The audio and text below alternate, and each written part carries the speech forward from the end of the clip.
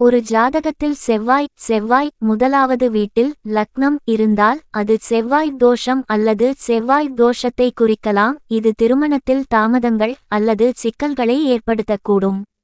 இதை தணிக்க தமிழ் ஜோதிடத்தில் குறிப்பிட்ட பிரார்த்தனைகள், பிரசாதங்கள் மற்றும் வாழ்க்கை முறை மாற்றங்கள் உட்பட பல தீர்வுகள் பரிந்துரைக்கப்படுகின்றன.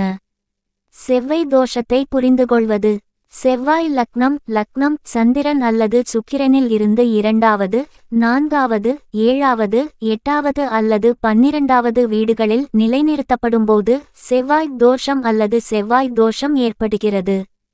இந்த நிலைப்பாடு திருமணத்தில் தாமதம், திருமண வாழ்க்கையில் ஒற்றுமையின்மை அல்லது சரியாக கவனிக்கப்படாவிட்டால் வாழ்க்கை துணைக்கு தீங்கு விளைவிக்கும் என்று நம்பப்படுகிறது. செவ்வாழை தோஷத்திற்கான பரிகாரங்கள். 1. குறிப்பிட்ட பிரார்த்தனைகள் மற்றும் காணிக்கைகள். குறிப்பாக செவ்வாய்க்கிழமைகளில் பழமையான முருகன் கோயில்களுக்கு தவறாமல் சென்று வழிபடுவது பரிந்துரைக்கப்படுகிறது. முருகனுக்கு மலர்களை, குறிப்பாக வெற்றிலை, மணம் மிக்க வேர் மாலைகளை சமர்ப்பிப்பது மங்களகரமானதாக கருதப்படுகிறது.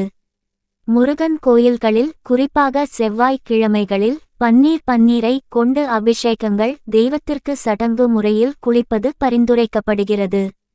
2. வாழ்க்கை முறை சரிசெய்தல். புளியோகரை, புளி சாதம் மற்றும் புளிச்சாக்கீரை, ஒரு வகை கீரை போன்ற புளிப்பு மற்றும் அமில உணவுகளை உட்கொள்வதை குறைப்பது அறிவுறுத்தப்படுகிறது.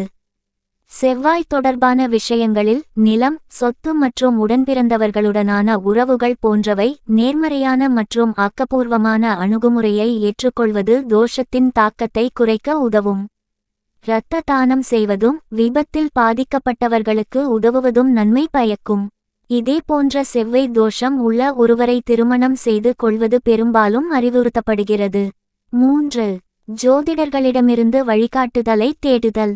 ஒரு நபரின் பிறப்பு ஜாதகத்தில் உள்ள தோஷத்தின் குறிப்பிட்ட தன்மை மற்றும் தீவிரத்தை புரிந்துகொள்வதற்கும் தனிப்பயனாக்கப்பட்ட பரிகாரங்களை பெறுவதற்கும் அனுபவம் வாய்ந்த ஜோதிடருடன் கலந்தாலோசிப்பது மிகவும் முக்கியம்.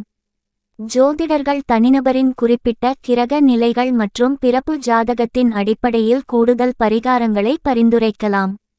முக்கிய குறிப்பு: இந்த வைத்தியங்கள் பொதுவாக பரிந்துரைக்கப்பட்டாலும் ஜோதிட தளங்களின்படி தனிப்பயனாக்கப்பட்ட வழிகாட்டுதலுக்காகவும் உங்கள் குறிப்பிட்ட சூழ்நிலைக்கு ஏற்றவாறு பரிகாரங்கள் இருப்பதை உறுதி செய்யவும் ஒரு தகுதிவாய்ந்த ஜோதிடரை அணுகுவது அவசியம்.